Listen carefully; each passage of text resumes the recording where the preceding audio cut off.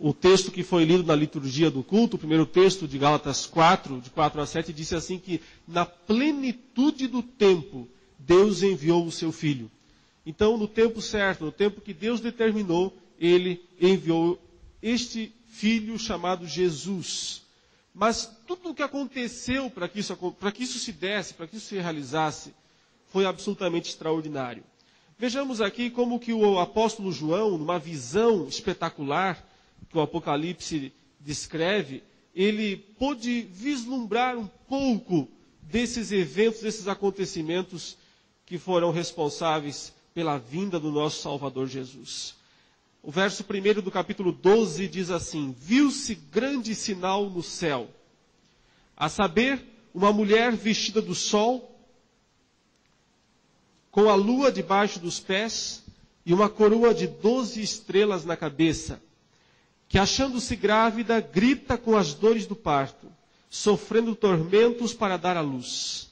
Viu-se também outro sinal no céu, e eis um dragão, grande, vermelho, com 7 cabeças, 10 chifres, e nas cabeças 7 diademas. A sua cauda arrastava a terça parte das estrelas do céu, as quais lançou para a terra. E o dragão se deteve em frente da mulher que estava para dar à luz, a fim de lhe devorar o filho quando nascesse. Nasceu-lhe, pois, um filho varão, que há de reger todas as nações com cetro de ferro, e o seu filho foi arrebatado para Deus até o seu trono. Até aí, meus irmãos, a leitura da palavra do Senhor.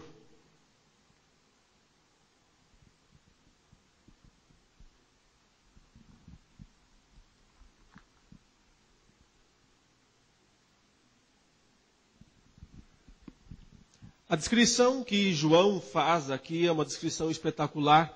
A linguagem apocalíptica envolve essas descrições extraordinárias de seres monstruosos, dragões, descrições que elas não são literais, porque, de fato, nós não vamos nunca enxergar uma mulher, como diz o texto, que a roupa dela é o sol, né? E o que está debaixo dos seus pés é a lua, e o que ela tem na cabeça é uma coroa com 12 estrelas. É óbvio, isso é uma descrição simbólica, mas que aponta para um ensinamento extremamente precioso, um ensinamento extremamente valioso para nós. Quando a gente olha para essa cena, nós nos perguntamos quem é essa mulher que ele descreve aqui e que ela está grávida. A gente já sabe que quem vai nascer é Jesus. É o Filho de Deus. Mas quem é a mulher que está grávida? A tendência primeira, né, é pensar, deve ser Maria, deve ser a Virgem Maria, porque foi Maria que carregou Jesus no seu ventre e que deu à luz a Jesus Cristo mais tarde. Maria está incluída, sim, na descrição desta mulher, mas não dá para dizer que é só ela, que só Maria, apenas essa mulher vestida de sol, com a lua debaixo dos pés e uma coroa de 12 estrelas na cabeça, que ela representa apenas Maria. Porque essa descrição representa todo o povo de Israel que viveu durante todo o período do Antigo Testamento. Israel foi uma nação grávida, se você pode entender isso. Uma nação simbolizando uma mulher, e esteve grávida desde o começo.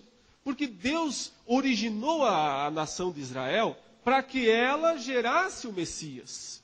Então, desde o início, o plano de Deus foi esse, trazer Jesus ao mundo através de Israel. E a Maria é, digamos, a última dessa grande descendência. Semana passada aqui a gente viu sobre a genealogia de Jesus. E como lá, né, Jesus, ele vem sendo, digamos, esperado de geração em geração, de geração em geração, até que chega em Maria ou José, e aí então ele vem à luz. E por que a gente pode saber, assim, com razoável certeza, de que essa mulher é mesmo a nação de Israel? Porque essa descrição, somando o sol, a lua e as 12 estrelas, aparece no Antigo Testamento no sonho de José. Lembra que quando José, um dos filhos de Jacó, ele tem um sonho estranho, ele diz assim: olha, eu sonhei essa noite, meus irmãos, que o sol, a lua e as 12 estrelas se prostravam diante de mim. Lembra que então os irmãos ficaram muito bravos com ele, até mesmo o pai ficou meio chateado por essa descrição, porque o que simbolizava? Quem era o sol? Quem era a lua? E quem eram as 12 estrelas? O sol era Jacó, a lua era a mãe, a esposa, né, simbolizando aqui, e os filhos eram as estrelas. Então, essa descrição, o sol, a lua e as 12 estrelas do Antigo Testamento representam o povo de Deus, o povo de Israel, a família de Jacó. A família de Jacó, que começa com Jacó, as esposas, os filhos, as 12 tribos de Israel. Note que essa mulher, vestida de sol, com a lua debaixo dos pés e uma coroa de 12 estrelas na cabeça, então ela está envolvida de Israel, digamos assim, com o simbolismo máximo de Israel. Portanto, Israel, do Antigo Testamento, é a mulher, veja que Israel é chamada no Antigo Testamento de a esposa de Deus, a esposa do Deus Yahvé. Ela está grávida como nação, e um dia ela vai trazer à luz o Filho, Jesus Cristo. Isso aconteceu em Belém. Portanto, não dá para identificar essa mulher exclusivamente com Maria, embora Maria faça parte de toda essa história, e ela é o personagem mais importante porque foi dela que Jesus nasceu. Mas, desde o início, portanto, Deus está preparando Israel para trazer Jesus ao mundo. A outra cena que ele vê, quem é? Ele vê um dragão. Primeiro a mulher vestida de sol, a lua, as 12 estrelas, está grávida e está gritando para dar à luz. Aí muda a cena, diz o versículo 3. Viu-se também outro sinal no céu, e eis um dragão, grande, vermelho, com 7 cabeças, 10 chifres, e nas cabeças 7 diademas. A sua cauda arrastava a terça parte das estrelas do céu, as quais lançou para a terra. Então essa descrição é de um monstro terrível, um dragão. Ele é horrível, ele é imenso, ele é muito feio e ele é destruidor. Esse dragão, nós sabemos quem é. Esse dragão é o próprio Satanás. Ele é descrito aqui mesmo, no capítulo 12. Né? Veja aí lá no versículo 9. E foi expulso o grande dragão. Quem é ele? A antiga serpente, que se chama Diabo e Satanás. Olha que interessante essas palavras, como elas são interessantes. Ele diz, e viu um dragão, grande, vermelho, terrível, e daqui a pouco ele diz, sabe quem é esse dragão? É aquela serpente, a antiga serpente. Por que antiga serpente? Porque é aquela serpente que lá no jardim do Éden foi conversar com Eva e induziu a mulher, e o homem também, porque ele estava junto, a comerem do fruto da árvore do conhecimento do bem e do mal.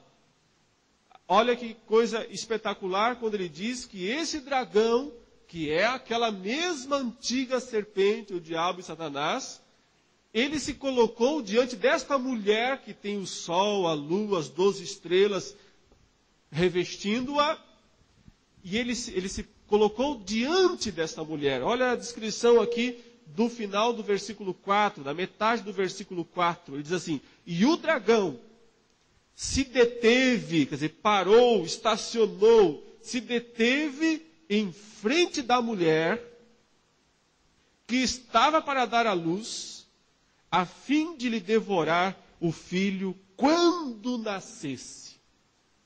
Aqui começou aqui a descrição da espera do dragão. O dragão, diante da mulher, ele diz, ele ficou lá, parado, estático, né? Se deteve, ele está lá. Ele só tem uma intenção, ele só tem um propósito. Qual é o propósito dele? Devorar o filho. Por que isso? Por que o dragão tem tanto medo desse filho que vai nascer? Por que o dragão odeia tanto?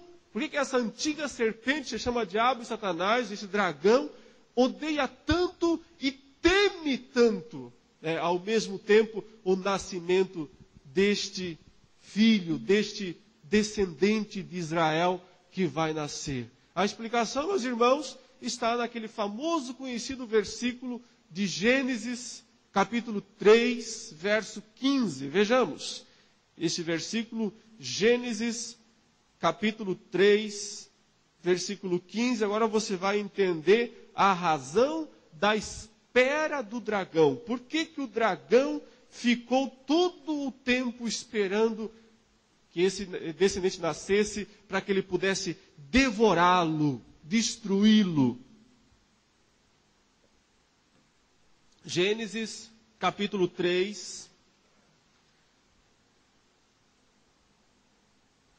Para entender o versículo 15, vamos ler o 14 também.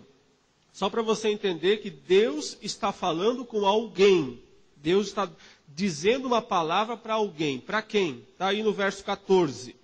Então, o Senhor Deus disse à serpente. Falou para o Satanás, para o dragão, a antiga serpente. Deus falando algo para a serpente.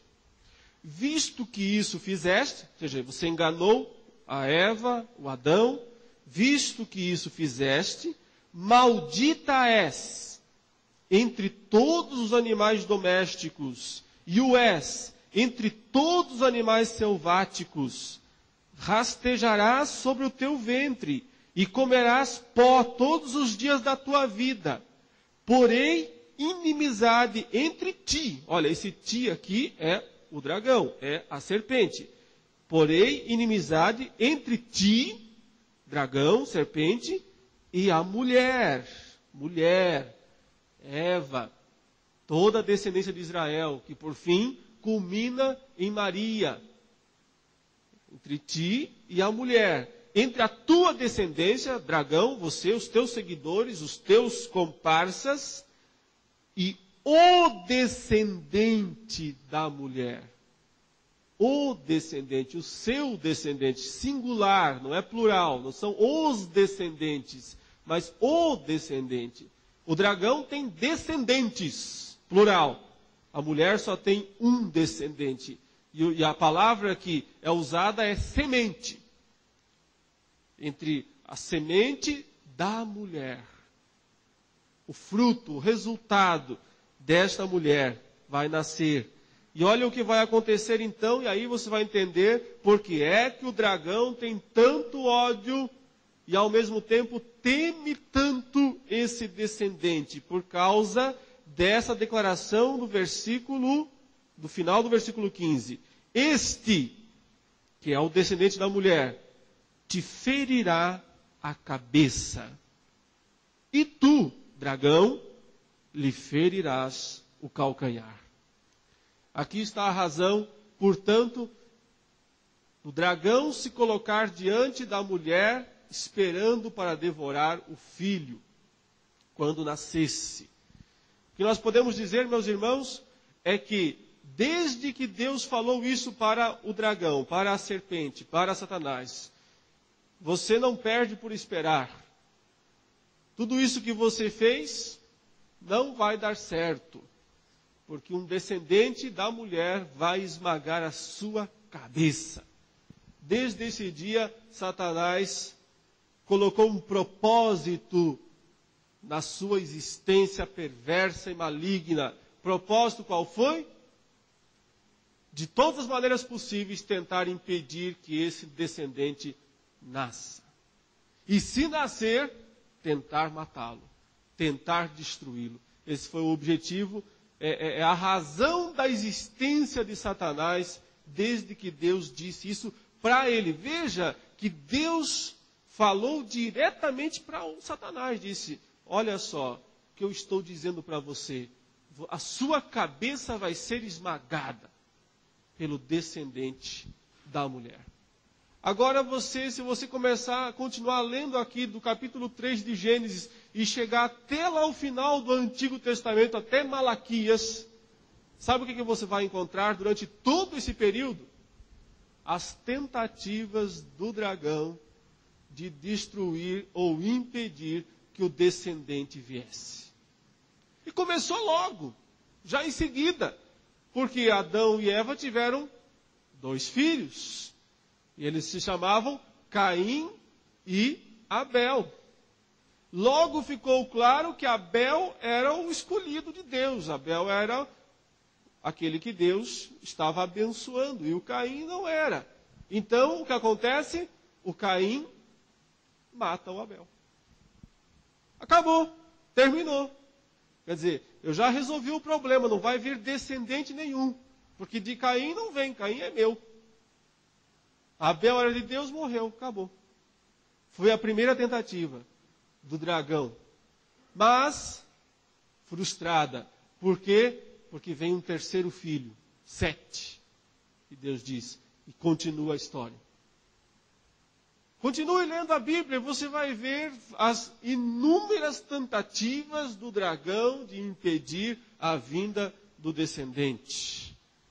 Você chega mais, vira umas páginas, vai chegar no capítulo 6, e você vai encontrar uma descrição sombria no capítulo 6, mais ou menos dizendo assim, de Gênesis ainda. E viu Deus que a maldade havia se multiplicado na terra, que era mal, continuamente mal, todo o desígnio do coração do homem. Então Deus disse, eu vou acabar com tudo. Eu vou destruir este mundo e todos os seres humanos. E o dragão disse, é isso aí. Deu certo. Eu consegui. Agora, quer dizer, em outras palavras, eu fiz o mal, o pecado, se estender de forma tão generalizada na terra, que o próprio Deus chegou à conclusão de que não tem mais o que fazer, só resta destruir. Acabou a história do descendente, a minha cabeça vai ficar intacta, ninguém vai pisar na minha cabeça, está tudo certo para o meu lado. Mas, então o texto bíblico diz, Deus encontrou o Noé. Noé achou graça diante de Deus. E Deus disse, Noé, constrói uma arca, você vai sobreviver, a sua família vai sobreviver, e nós vamos continuar a nossa história, porque o descendente virá. Mais uma vez, os esforços de Satanás não deram em nada. Não conseguiu o seu intento, o seu plano. Mas você vai ver a cada passo ele tentando. Então o Noé tem 3 filhos, certo? Sem, Cã e Jafé. E aí tem aquele episódio estranho em que o Cã vê a nudez do pai. E há uma maldição aí sobre a descendência de Cã. Mas ao mesmo tempo já há a separação de Sem, da onde vem os semitas, e é daí que continua a descendência da semente da mulher, em guerra com a semente de Satanás, que então é identificada com Canaã. Aí ficam os opostos bem claros nos filhos de Noé. De um lado os filhos de Sem, os escolhidos para continuar a semente prometida da mulher. Do outro lado, os descendentes de Cã. E no meio aí, os Jaftitas, né? Os Jafté, que podem ser abençoados, diz o texto lá, nas tendas de Sem. Então, poderiam vir a fazer parte do lado certo. Continue lendo a Bíblia e você vai ver que logo para frente, em Gênesis 12, os semitas se afastam de Deus. Os semitas viram idólatras. E as suas cidades estão cheias de idolatrias e parece que tudo se perdeu de novo. Mas aí Deus vai lá e encontra um homem chamado Abraão e diz, Abraão, sai da tua terra, da tua parentela, abandone esse estilo de vida idólatra e vamos para uma jornada. Vai para a terra que eu te mostrarei. De ti farei uma grande nação. Engrandecerei o seu nome. Se tu uma bênção. O plano de Deus continuando. O dragão se debatendo, o dragão tentando devorar o descendente, impedir o descendente, mas Deus providenciando e fazendo com que a descendência continuasse. Depois o Abraão tem 2 filhos, né? E um é um filho espúrio aí, porque Ismael, digamos assim, da perspectiva humana, não era para ter vindo. No entanto, Deus, nos seus planos, também na sua soberania, tem seus caminhos também para julgar o seu povo nas suas desobediências. Mas isso não impede que venha o Isaac e continue essa descendência prometida. Mas chega no capítulo 22, e aí parece que o próprio Deus está lutando contra si mesmo, porque Deus fala para o Abraão: toma teu filho, teu único filho, Isaac, e vai até Moriá e sacrifica-o. Como assim, Deus? É através dele que a descendência vai continuar. O próprio Deus resolveu acabar a história, o próprio Deus resolveu falhar a promessa, não vai ter um descendente que vai esmagar a cabeça do dragão, da serpente. Abraão obedece, ele vai lá, coloca o filho em cima, amarra, pega o cutelo, né, a faca, o punhal para executar. Quando ele vai fazer o movimento, Deus diz: para, stop, para. Tem alguém para morrer no lugar dele. Pega aquele cordeiro ali, aquele carneiro ali, e o sacrifica e o oferece em lugar de Isaac. E o dragão de novo: não deu certo. Agora que eu pensei que ele ia matar o descendente e acabar a história. Quer dizer, parece até, olhando dessa perspectiva, que às vezes Deus, para mostrar o quanto ele é grande, o quanto ele é incomparável, parece até que ele brinca um pouco às vezes com Satanás. Talvez para Satanás entender o quanto ele é nada e o quanto ele é tolo por tentar desafiar o Todo-Poderoso. Chega a ser um pouco irônico isso, mas é um modo de Deus mostrar sua grandeza e o quanto ele é de fato incomparável. Mais para frente, então, dos descendentes de Isaac se define outra vez quem continua a descendência prometida, porque Isaac tem 2 filhos. Olha, quase sempre 2, né? Um escolhido, um rival. Um escolhido, um rival. Aí, e os 2 estão no mesmo ventre, Esaú e Jacó. Esaú tem a primogenitura, nasce primeiro, devia ser dele. Deus diz: não, não é assim. As coisas não são de acordo com as regras humanas. Tudo funciona conforme a minha vontade. Eu amei o Jacó, eu escolhi o Jacó, e é dele que eu vou trazer a descendência prometida. Quer dizer, parece que o plano de Deus está sempre em risco. Parece que está sempre por um fio o plano de Deus. Mas ele está totalmente garantido, porque é o Todo-Poderoso que está administrando todas essas coisas, todas essas situações. Quando Jacó então tem os seus 12 filhos, aí o sol, a lua e as 12 estrelas se estabelecem para valer, e aí as 12 tribos de Israel estão estabelecidas, novamente estão por um risco, porque naquele período de 7 anos de fome que veio sobre a terra de Canaã, todos iam morrer.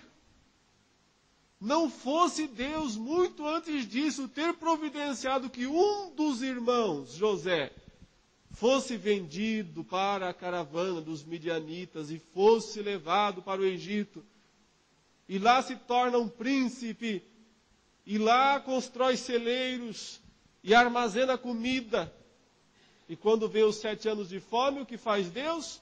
Manda buscar o povo para viver no Egito, e assim continua a história, o povo sobrevive, não vai morrer por causa disso. Mas 400 anos depois, esse povo está novamente, 400 anos depois de Abraão, né? Esse povo está escravo no Egito, porque os filhos de José, estavam lá, se esqueceram, viraram escravos. Os faraós que vieram depois também não conheciam mais o José, não lembravam de José. E aí volta a escravidão, e aí a opressão outra vez. Então Deus chamou Moisés e disse: chegou a hora, Moisés, de nós colocarmos a mulher no lugar onde ela deve estar, onde ela deve dar a luz. E aí o Moisés vai lá e tira a mulher vestida de sol, com a lua, as 12 estrelas, todo mundo certinho, para ir para a terra que Deus disse para Abraão 400 anos antes: é lá. É esse o lugar, é aqui que tudo vai acontecer. é Canaã, é na região de Jerusalém, Belém, onde Jesus vai nascer depois. Parece que tudo está por um fio, mas nada está por um fio. Deus está no controle de tudo. Mas mal saiu do Egito, chegou no deserto, chegou no Sinai, o Moisés sobe lá em cima pegar as 2 tábuas da lei. Está tudo bonito lá em cima no monte do Sinai, mas Deus diz um negócio estranho para Moisés. Fala, Moisés, acabou. Como assim, Deus? Está começando. Não, acabou. Pode descer, porque aquele povo que você tirou do Egito acabou de pecar, estão lá embaixo na maior orgia. Estão lá embaixo na maior dissolução. É o seguinte, eu vou matar todos eles. E o dragão aplaudiu e disse, é isso aí, beleza, finalmente. Mas Deus já diz, mas só que é o seguinte, eu vou continuar com você, Moisés. Você mesmo vou trazer a descendência, tal. E aí o Moisés fala, Deus, não faça isso, olha o que os egípcios, olha o que os outros iam dizer, que o Senhor tirou o povo do Egito para morrer no deserto. Moisés intercede pela glória de Deus, e Deus diz, muito bem, vamos perdoar esse povo, e vamos manter esse projeto, e as coisas vão continuando, Deus sempre agindo para manter. Olha, meus irmãos, eu não tenho tempo aqui para descrever todos os eventos, mas eu quero descrever um evento só, que é muito significativo para nós entendermos o esforço do dragão em tentar impedir a vinda desse descendente. Está lá em 2º livro dos Reis, capítulo 11. Vamos abrir nesse texto. 2º livro dos Reis, capítulo 11.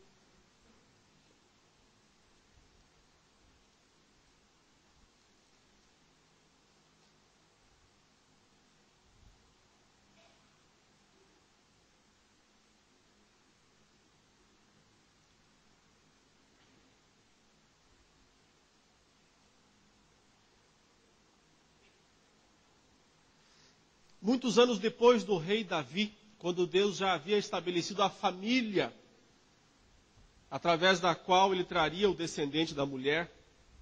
E lembre que o Davi também teve dificuldades, o casamento espúrio com Batseba, um filho que nasce e morre. Depois então vem o Salomão e ele continua isso, mas sempre com muita dificuldade, sempre com irmãos conspirando contra irmãos, uns tentando matar os outros. Mas aqui há um caso muito interessante porque uma usurpadora, uma rainha que usurpou o trono por um período, chamava Atalia. Então diz aí, vendo Atalia, mãe de Acasias, que seu filho era morto, levantou-se e destruiu toda a descendência real. Levantou-se essa mulher e ela destruiu toda a descendência real. Quem? Todos os descendentes de Davi. Ela mandou matar todo mundo. Quer dizer, se matasse todos os descendentes de Davi, impediu a vinda do descendente. O dragão teria então vencido. Mas olha novamente, sempre vai acontecer isso. Verso 2, mas Jeozeba, filha do rei Jorão e irmã de Acasias, tomou a Joás, filho de Acasias, e o furtou dentre os filhos do rei, aos quais matavam, e pôs a ele e a sua ama numa câmara interior, e assim o esconderam de Atalia. E não foi morto. Jeozeba o teve escondido na casa do Senhor 6 anos. Nesse tempo, Atalia reinava sobre a terra.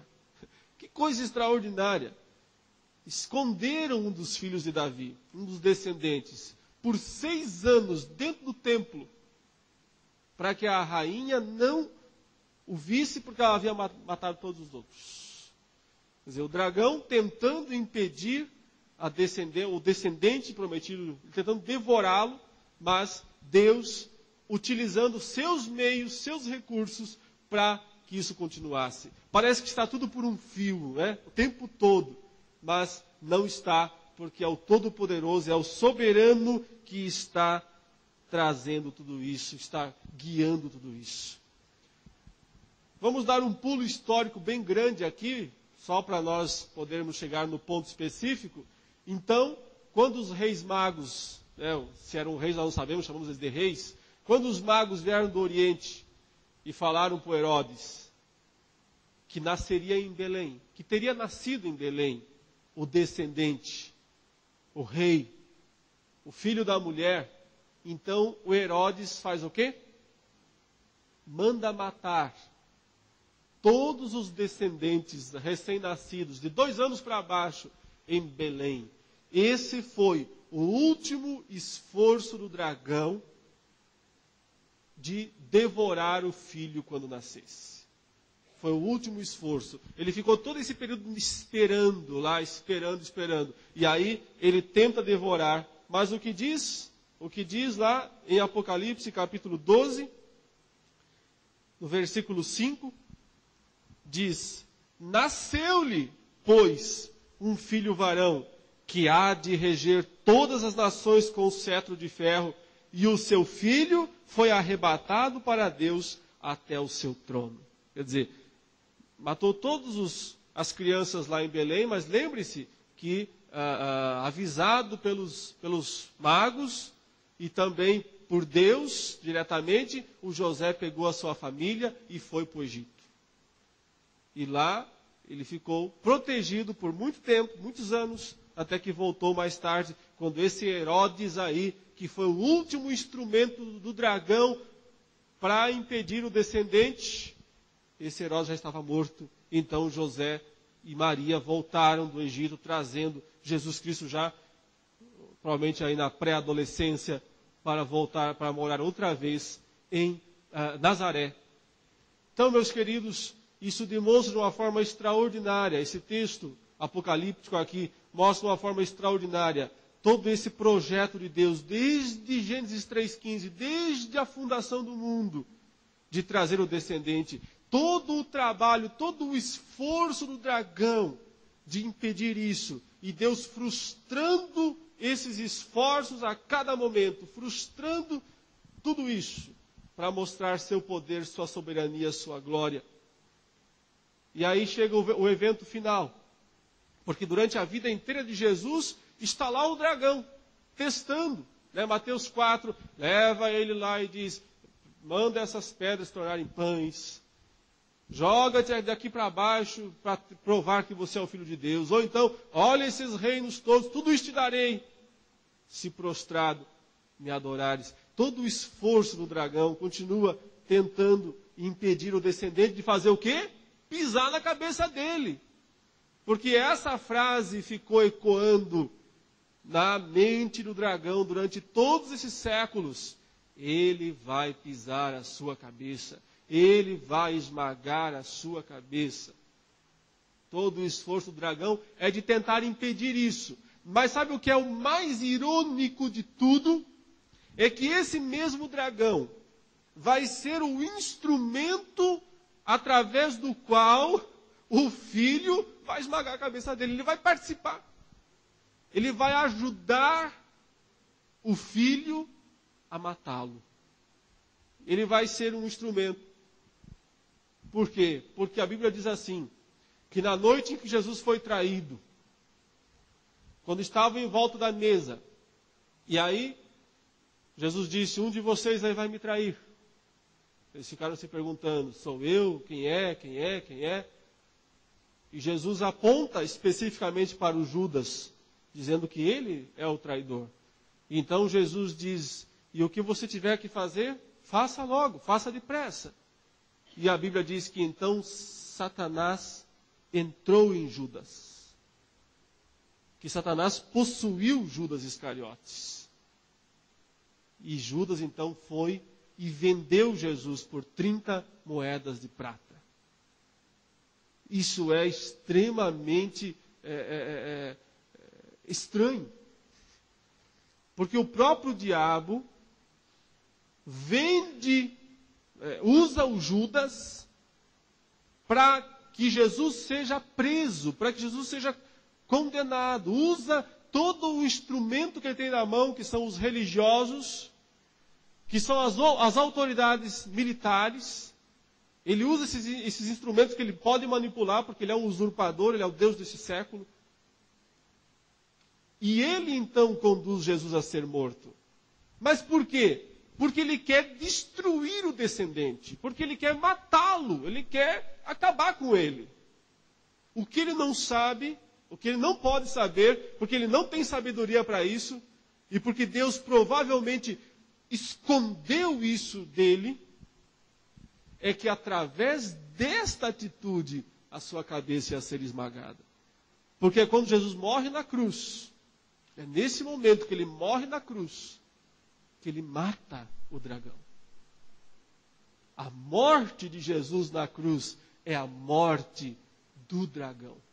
Esmagou a cabeça, esmagou a vitalidade, esmagou o poder, a força do dragão. Porque qual era a grande força do dragão? Acusar. Acusar os crentes, acusar os homens. Ele perde o direito de fazer isso quando Cristo morre pelos pecados dos homens. É por isso que aqui no capítulo 12, observe que ele diz algo muito interessante no versículo 9. E foi expulso do céu, né, o grande dragão, a antiga serpente, que se chama Diabo e Satanás, o sedutor de todo mundo, sim, foi atirado para a terra, e com ele os seus anjos.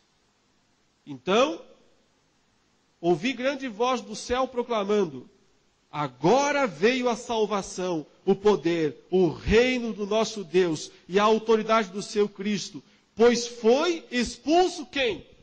O acusador de nossos irmãos, o mesmo que os acusa de dia e de noite diante do nosso Deus.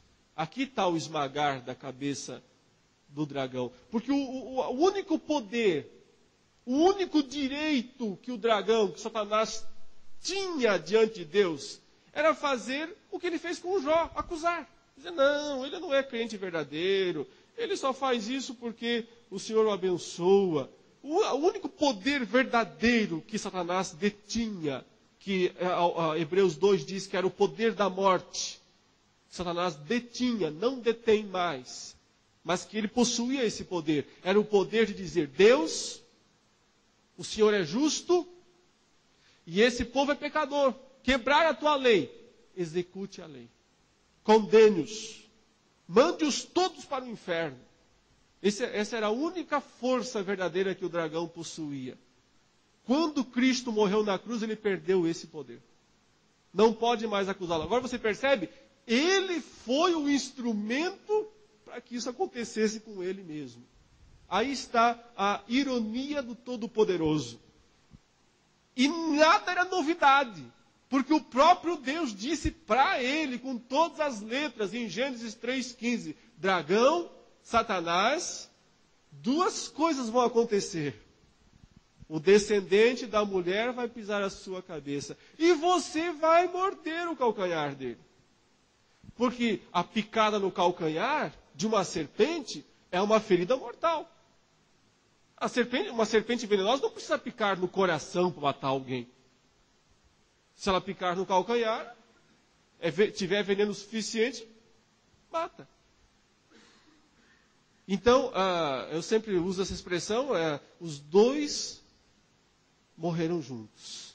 Satanás e Cristo. No mesmo momento.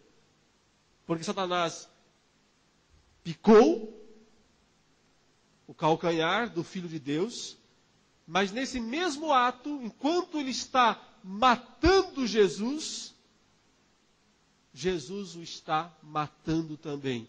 Porque o corpo de Jesus está esmagando a cabeça dele. A diferença está 3 dias depois. O dragão continua morto.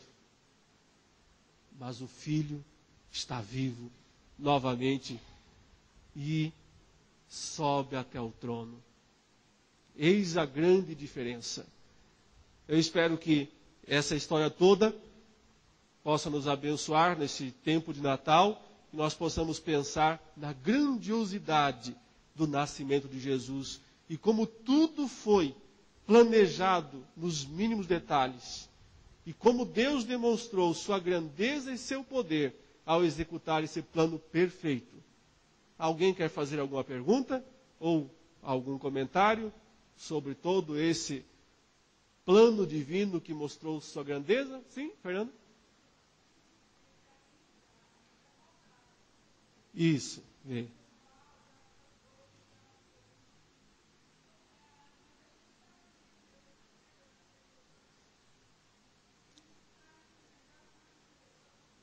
Sim, claro. Claro.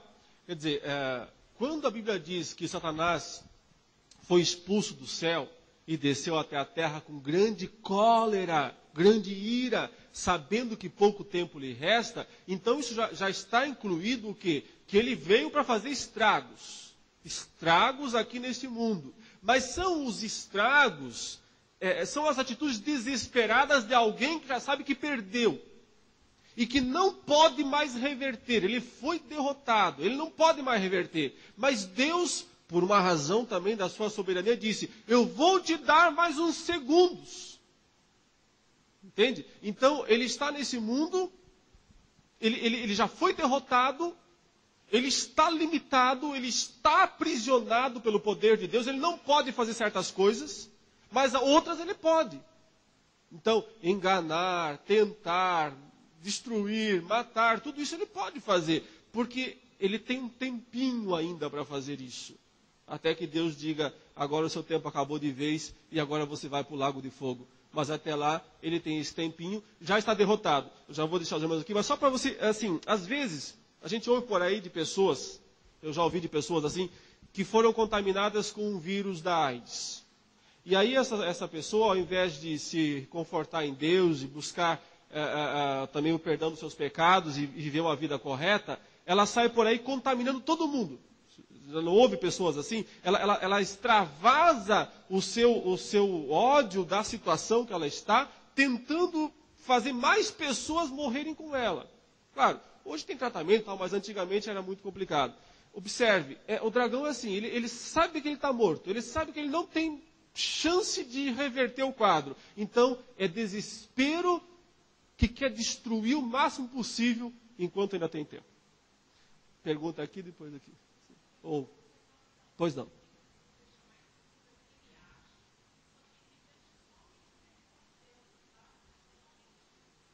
Limitado. Limitado.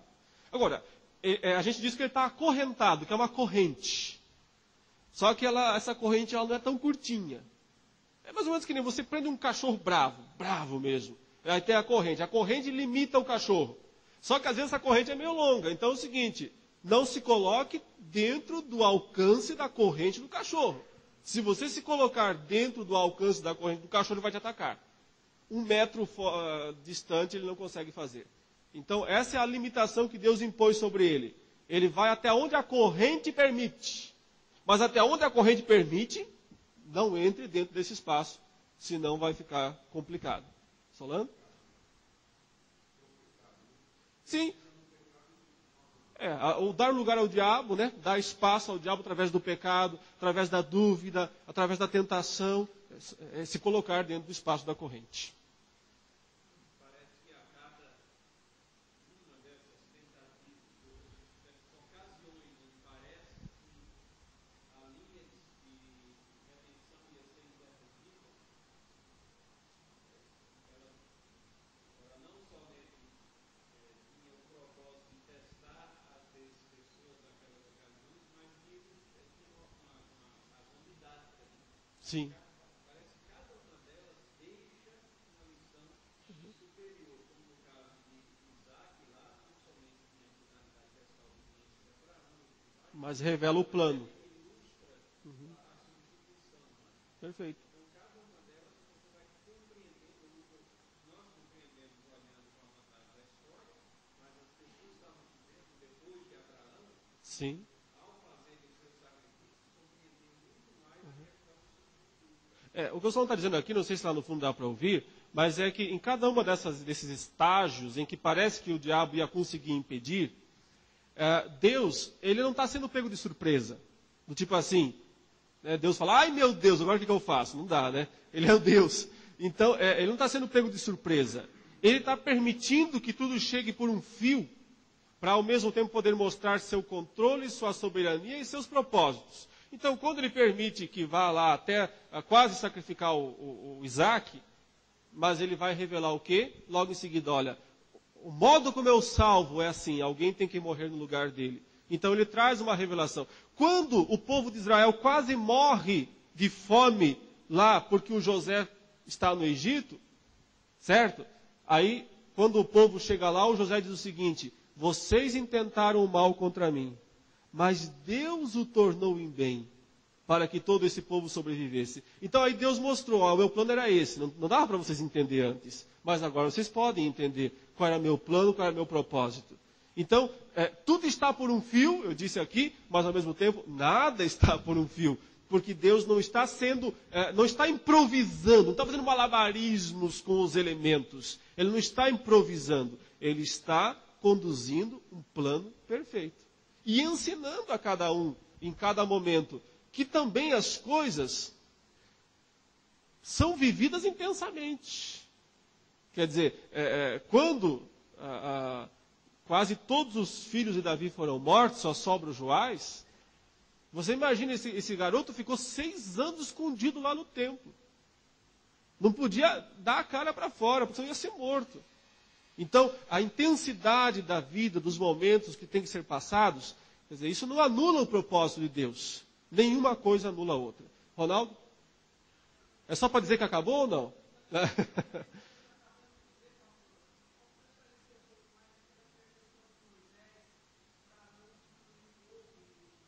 Ok.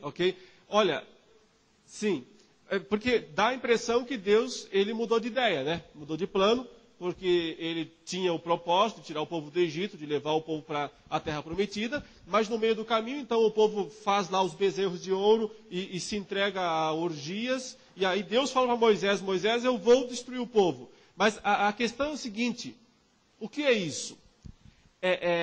Só para você entender assim, se Deus realmente quisesse destruir o povo, ele ia falar alguma coisa para Moisés? Se o plano de Deus fosse mesmo destruir, ele ia fazer esse tipo de teste com Moisés? Ele destruía, Deus não precisa pedir permissão, pedir conselho para ninguém. Ele descia a espada e acabou. Aí quando Moisés se coloca diante de Deus, Deus está mostrando qual é o caminho que ele quer que as pessoas intercedam.